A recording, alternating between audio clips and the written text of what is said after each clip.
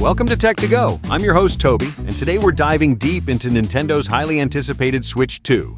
The gaming world has been buzzing since Nintendo announced this next evolution of their wildly successful console, and I've gathered all the details to break down exactly what you can expect when it launches on June 5th for $450. The Switch 2 maintains the DNA of its predecessor while introducing significant upgrades across the board. Let's start with the hardware. The new console features a larger 8-inch 1080p LCD screen with HDR support and refresh rates up to 120 Hz. While it's not OLED like the previous premium model, it's noticeably brighter and sharper than the original Switch. When docked, the Switch 2 can output games in up to 4K resolution, though frame rates will be capped at 60 FPS in 4K mode. The new dock includes a cooling fan and an Ethernet port, ensuring stable online play and preventing overheating during demanding gameplay sessions. One of the most noticeable changes is the redesigned JoyCon 2 controllers, which now attach magnetically rather than sliding into rails. Simply press the release button on the back to disengage the magnetic lock. Nintendo has also upgraded the analog sticks with Hall effect sensors, which should address the dreaded drift issues that plagued the original JoyCons. Under the hood, the Switch 2 packs a new NVIDIA chip, faster memory, and 256 GB of internal storage, 8 times more than the original Switch. This translates to better graphics, smoother frame rates, and significantly faster loading times. For those who need more space, the system supports microSD Express cards, though it's worth noting that standard microSD cards from your original Switch won't be compatible. Perhaps the most interesting new feature is the C button on the right Joy-Con, which launches Game Chat. This allows you to voice chat with friends, share your screen in real time, and even video chat while playing different games.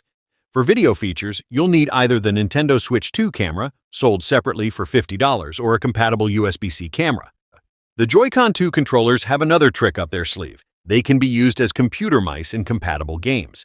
This could open up new gameplay possibilities, particularly for strategy games and first-person shooters. Let's talk about the games. Mario Kart World is launching alongside the console, and it's a significant evolution for the series. This open-world racer lets you freely explore between races, and competitions now feature up to 24 players simultaneously. It feels like the Mario Kart equivalent of Forza Horizon, with a vast world to discover. Donkey Kong Bonanza arrives in July, offering an open-world platforming adventure where you can dig and destroy nearly everything in sight. Metroid Prime 4 Beyond showcases the console's graphical capabilities with smooth 120 Hz gameplay and supports the new mouse-like controls.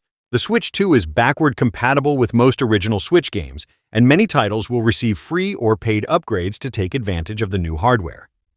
Games like The Legend of Zelda, Breath of the Wild, and Tears of the Kingdom look noticeably better with improved frame rates and resolution, though you'll need to pay for these upgrades unless you subscribe to Nintendo Switch Online's expansion pack.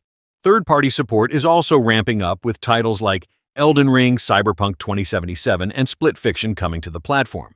While these won't match the visual fidelity of PS5 or Xbox Series X versions, they'll offer playable experiences that weren't possible on the original Switch.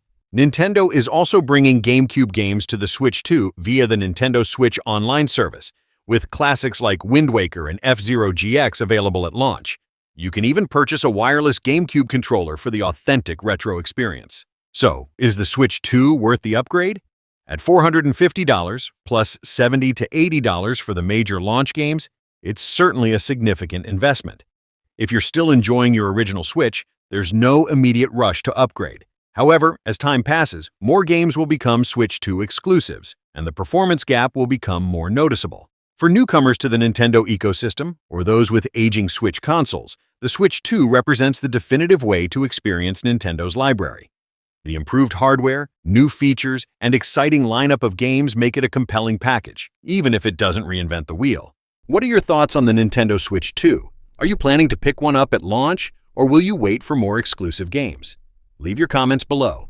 I'd love to hear your take on Nintendo's latest hardware. And before I go, if you enjoyed this episode of Tech to Go, please like it and subscribe for more tech coverage and gaming news. It really helps the show reach more people, and I appreciate your support. This has been Toby, and I'll catch you next time on Tech to Go.